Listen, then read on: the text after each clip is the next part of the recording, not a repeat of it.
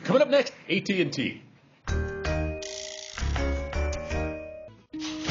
In 1935, AT&T researchers introduced the world to the electronic talking machine. Since that time, AT&T has been at the forefront of this technology, continuing to make it more human-sounding. So that when one has to interact with a computer, it can be as pleasant as possible.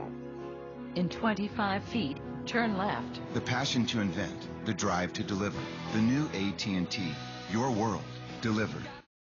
Dan, what are they advertising? Hard to say. I mean, the first part of the commercial looks like it's something for IBM, and it's computers and robots, and the last part of the commercial is for cars. There are no people in this commercial, no customers, no one's on the phone, and no one's talking to each other. A very strange commercial. Yeah, I think it's hard for me to believe that the culmination of all this technology would be a robot car from a David Hasselhoff vehicle.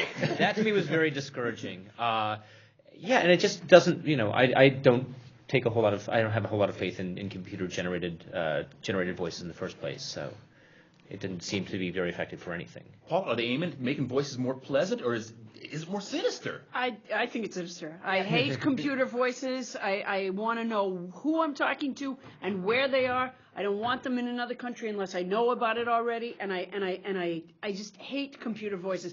I have fallen for AutoPen before, which is very humiliating. And to me, it makes AT&T, whatever it is, scary. Okay, even beyond that, is it more sinister, less sinister to us, and more sinister to the people in Bangalore and New Delhi who are doing the telemarketing to us now, that they will be replaced by machines in a few years? That's an interesting context, and I hadn't thought of that one. The one that struck me on seeing the commercial was that what they're selling is AT&T's modernity. It's newness. The end, the final little logo has lowercase letters now. But weirdly, in order to reach an audience of consumers who are in a position, they're of an age to make decisions about buying technology, they're running the risk, I think, of registering anxieties about how technology can control us. How can you watch the opening of that commercial with the flashing light, the chung-chung, like a horror flick, this gray industrialized interior, and in 1939, with nothing following it? I mean, how can you not see fascism? In 1939, Hitler was dominating Europe. Yikes. How do you sleep? and in the opening of the commercial, the robot actually has these like skeleton fingers. I mean, it's really creepy. And moved to who? Hal. No, not Hal. Hal's not friendly. That was not Hal. That was Robbie the robot, I think, or from Forbidden Planet. Yeah. We don't eventually get to Hal? We have a nice computer. Oh, of course. You don't want the homicidal computer. All right. Well, then I read that wrong, which is part of the reason why I got so scared. But at the end, as a viewer, we're taking orders from the car. Wasn't one of them lost in space? I mean, like three of them are actually they're actually human voices. No, the Lost in Space one wasn't in there. It wasn't in there either. I have DVDs of Lost in Space. I watch it all the time. Danger Will Robinson. Yeah, I thought that was him. But well, and as a company, they're so large and anonymous, and they're going to have robots speaking for them. I mean, I just think it's a really bad move on their part. You really don't know what they do anymore, though. No, you know exactly. What I mean? It's just sort of an arm of technology that creeps into everything. You really don't. We used to think it's the phone companies, the people that Lily Tomlin made fun of, and now we don't really know exactly what they do. They divest and they merge. That's what they do. Well, there's a fabulous example of that because this is the new AT&T. Now, AT&T had the baby bells, of which SBC was one. SBC grew. AT&T was stagnant.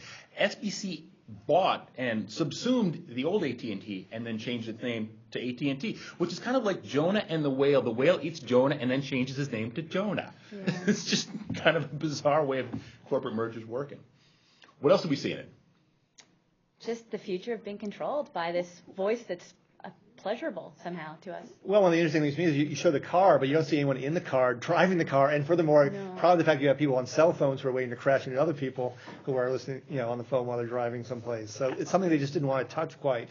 But they bring the car in. Why did they bring the car into the commercial? And Knight Rider, to reference that, which, as I understand, was a really popular show in Germany.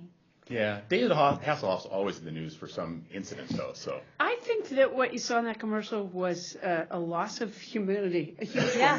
I think things like email and electronic voices, and I purposely pronounce the city that I'm in wrong when I talk to information so that the person comes on.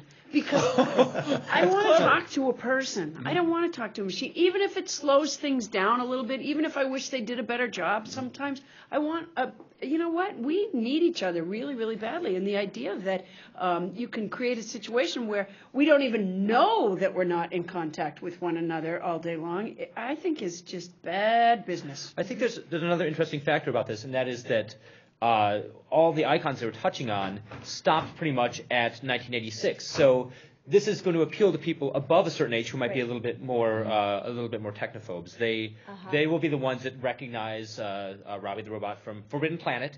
They'll be the ones that recognize Rosie from the Jetsons. Right. And the people who are younger, they're not going to recognize any of these, but they don't need to be sold on it because they're already embracing the technology. And that's part of the danger of the end of the commercial, because there's nothing striking. There's no big blow of we've really caught up. We've reversed the tailspin of the company. This is our new big technological breakthrough. We just see the fat backside of a car going down the road, and we start out with a skeleton and all these creepy stuff from 1939. It doesn't bring you into the contemporary period at all. The message I take away from it is we started 67 years ago, and we've made some progress.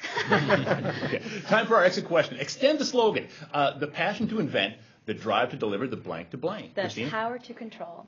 The fear of bankruptcy. Joe? The budget to annoy. Paula? The scheme to reduce human interaction. And the guile to deceive.